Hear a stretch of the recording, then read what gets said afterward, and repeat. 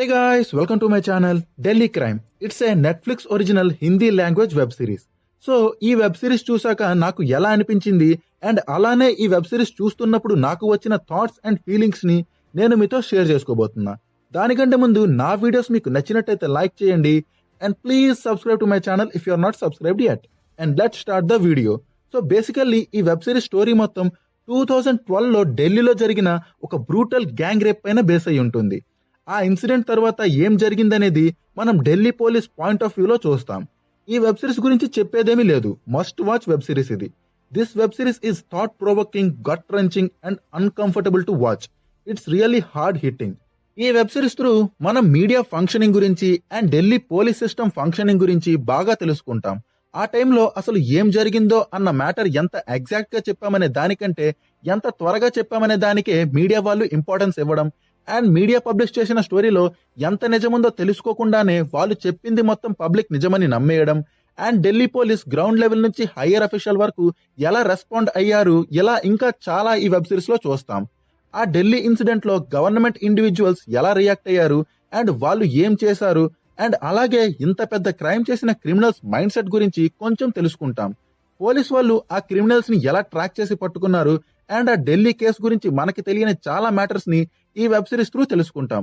So crime జరిగినప్పటి నుంచి criminals ని పట్టుకున్నంత వరకు జరిగిన సిచ్యువేషన్స్ అన్నిటిని ఢిల్లీ పోలీస్ పర్స్పెక్టివ్ లో చాలా డీటెయిల్ గా ఎక్స్ప్లోర్ చేశారు ఈ వెబ్ సిరీస్ లో. So detailing is the biggest aspect of this web series. ప్రతి మెయిన్ థింగ్ ని చాలా డీటెయిల్ గా చూపించారు. మేబీ అది జైసింగ్ తాను చేసిన బ్రూటల్ యాక్ట్ గురించి చెప్పే సీన్ అవ్వచ్చు, ఆర్ దీపిక తన స్టేట్మెంట్ ఇచ్చే సీన్ అవ్వచ్చు. ఇలా అన్ని సీన్స్ చాలా డీటెయిల్ గా ఉంటాయి. Direction and story narration was brilliant in this web series. From start to end మనం కంప్లీట్ గా ఈ వెబ్ సిరీస్ లో ఇన్వాల్వ్ అయిపోతాం. పర్ఫార్మెన్సెస్ మ్యాటర్ కి వస్తే మాటలు లేవు. All of the cast members did a splendid job. ఒకరో ఇద్దరో కాదు, అందరూ తమ బెస్ట్ ఇచ్చారు. And casting was also so perfect. Character development was so strong. ఇందులో ఉండే ప్రతి క్యారెక్టర్ ని బాగా డెవలప్ చేశారు. Writings are very very hard hitting and thought provoking. చాలా డైలాగ్స్ ఇప్పటికీ నా మైండ్ లో రన్ అవుతున్నాయి. అందులో ఒకటి హ్యుమానిటీ గురించి వర్తిక తన రైట్ హ్యాండ్ భూపేందర్ తో డిస్కస్ చేసే డైలాగ్ అండ్ ఇంకొకటి ఒక ఆఫీసర్ కి తన అసిస్టెంట్ సార్ అసలు ఎలా చేస్తారు సార్ ఇలాంటి క్రైమ్ అని అడిగినప్పుడు ఆ ఆఫీసర్ చెప్పే డైలాగ్. ఇలా ఈ షోలో చాలా డైలాగ్స్ ఉన్నాయి. ఈ వెబ్ సిరీస్ లో మనం ఎంత ఇన్వాల్వ్ అయిపోతామంటే నార్మల్ గా ఏదైనా వెబ్ సిరీస్ ఆర్ మూవీని ఇంట్రెస్టింగ్ గా చూస్తాం ఆర్ ఎగ్జైట్మెంట్ తో చూస్తాం. బట్ మనం ఈ వెబ్ సిరీస్ ని చాలా కోపంతో చూస్తాం. నాకైతే ఆ చెత్తనా కొడుకులు దొరికితే చంపేద్దామన్నంత కోపం వచ్చింది. దీపికాని ట్రీట్ చేసిన డాక్టర్ దీపికాతో ఏమేం జరిగాయో ఎక్స్ప్లెయిన్ చేసే సీన్ చూస్తున్నప్పుడు ఒకవైపు చాలా పెయిన్ ఫీల్ అవుతుంటే ఇంకోవైపు పిచ్చ కోపం వచ్చింది. I can't control myself at that moment. Jaisingh ని ఇంట్రోగేట్ చేస్తున్న టైంలో భూపేందర్ ఇంత చేయాల్సిన అవసరం ఏంటి, చంపేయాలనిపిస్తే చంపేయాల్సిందిగా అని అంటాడు. చాలా డెప్త్ ఉన్న డైలాగ్ అది. అయితే ఆ క్రిమినల్స్ ని ఇన్వెస్టిగేట్ చేస్తున్నప్పుడు ఒక్కడు కూడా రిగ్రెట్ ఫీల్ అవ్వలేదు. ఆ జైసింగ్ గాడైతే ఏదో సాధించినట్టు ఫీల్ అవుతాడు. నరికేయాలి చెత్తనా కొడుకుని. Okay, so it's a must watch web series.